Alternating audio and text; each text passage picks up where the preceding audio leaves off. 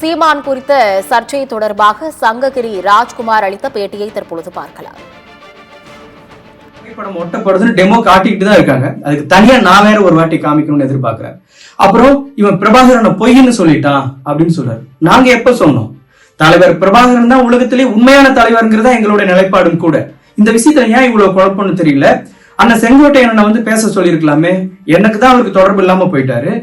அவங்க கட்சியை சார்ந்தவர், அவருடைய நண்பர், ரொம்ப க்ளோஸா இருந்தவர். அவர் வந்து சொல்லியிருக்கலாமே நான் சொன்னது உண்மையா போய் அங்க சொல்லியிருந்தா ஒரே நிமிஷத்துல வேலை முடிஞ்சிருக்குமே.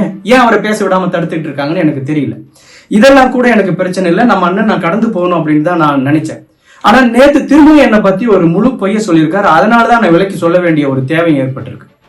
வன்னியர் உள் ஒதுக்கீடு சம்பந்தமா ஒரு பிரச்சனை வரும்பொழுது இவர் குரல் கொடுத்ததுக்கு நன்றி சொல்லும் விதமா கூப்பிட்டு அவர்கிட்ட பேசிட்டு, ஆனா சமூக நீதி சார்ந்து நீங்க குரல் கொடுக்குறீங்க, ரொம்ப நன்றி. சமூக நீதி சார்ந்து நம்ம எந்த இடத்துல கை வச்சாலும் அது தந்தை பெரியார்ல தான் போய் முடியுது. தந்தை பெரியார் தான் இதுக்கு மூல காரணமா இருக்காரு. நீங்க எந்த நிலைப்பாட்டை எடுத்தாலும் பெரியாருக்கு எதிரான நிலைப்பாட்டை, பெரியாருக்கு எதிரான நிலைப்பாட்டை எடுத்துட வேண்டாங்கண்ணா அப்படின்னு டப்புன்னு போனை கட் பண்ணார். திரும்பவும் நான் கூப்பிட்டு சொல்றேன், சரிடா தம்பி அப்படின்ட்டு போனை வச்சேன். ஏன்னா நான் அப்படி சொன்னது அவருக்கு பிடிக்கல. ஆனா இன்னைக்கு என்ன பத்திரிகையாளர்கிட்ட சொல்லியிருக்காரு அப்படின்னா, ஆனா வன்னியர் மக்களை கைவிட்டுறாதீங்க, வன்னியர் மக்களை எப்படியாவது காப்பாத்துங்க அப்படின்னு சொன்னா, நான் சரிடா தம்பி நான் வன்னியர் மக்களை கைவிட மாட்டேன் அப்படின்னு சொன்னேன் அப்படின்னு ஒரு உண்மைக்கு மாறான ஒரு தகவலை சொல்லியிருக்காரு.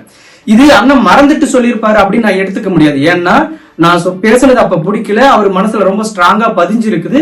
அதை வேணும்னே மாத்தி இப்ப பேசுறாரு. என்ன நோக்கத்துல பேசுறாரு அப்படின்னா, 40 ஆண்டுகளா வன்னியர் மக்களுக்காக போராடிட்டு இருக்கிற டாக்டர் ஐயாவோட சீமான் பெரிய போராளியா மாறுவாரு, வன்னியர் மக்களை காப்பாத்துவாருன்னு இவன் அவங்ககிட்ட போய் கேட்டானா அப்படின்னு வன்னியர் மக்கள் தரப்புலையும் என் மேல அதிருப்தியை ஏற்படுத்துறது.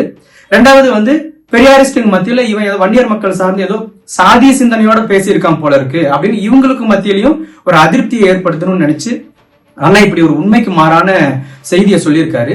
நான் கண்டிப்பா இதுக்கு எனக்கு அண்ணன் ஆதாரம் கொடுத்துதான் ஆகணும். ஏன்னா இது வந்து குடியரசு இதழோ விடுதலை இதழில தேடுற மாதிரியோ அல்லது நாட்டுடைமையாக்கப்பட்ட பிறகு ஆதாரம் கொடுக்கற மாதிரியான விஷயம் கிடையாது.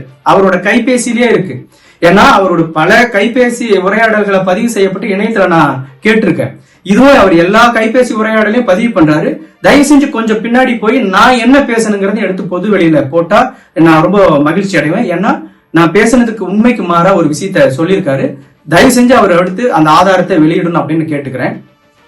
திரும்ப பெரியாருக்கு எதிராக பிரபாகரன் நிறுத்துறாங்க, பெரியாருக்கு எதிராக அன்னை ஆணைமுத்து அவர்களை நிறுத்துறது, இதெல்லாம் வந்து அவரோட நிலைப்பாடு.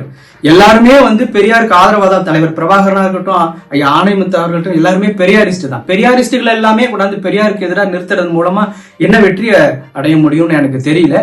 தொடர்ந்து இந்த மாதிரியான உண்மைக்கு மாறான செய்திகளை சொல்லாம ஏன் அண்ணங்கிறதுனால திரும்பவும் அவர்கிட்ட ரொம்ப அன்போட வேண்டுகோள் கேட்டுக்கிறேன். அண்ணா, நாம சமூக நீதி சார்ந்து நின்னா மட்டும்தான் வடமாநிலங்கள் மாதிரி ஆகாம இந்த நம்ம தமிழ்நாடு காப்பாற்றப்படுங்கிறத திரும்பவும் உங்ககிட்ட நான் வேண்டுகோளா வச்சுக்கிறேங்கன்னா, தயவு செஞ்சு இந்த உண்மைக்கு மாறான தகவலை நீங்க சொன்னதை மட்டும் ஆதாரப்பூர்வமா எடுத்து வெளியிட்டுருவீங்க அப்படிங்கிற நம்பிக்கையோட உங்ககிட்ட கேட்டுக்கிறேங்கண்ணா. நன்றி.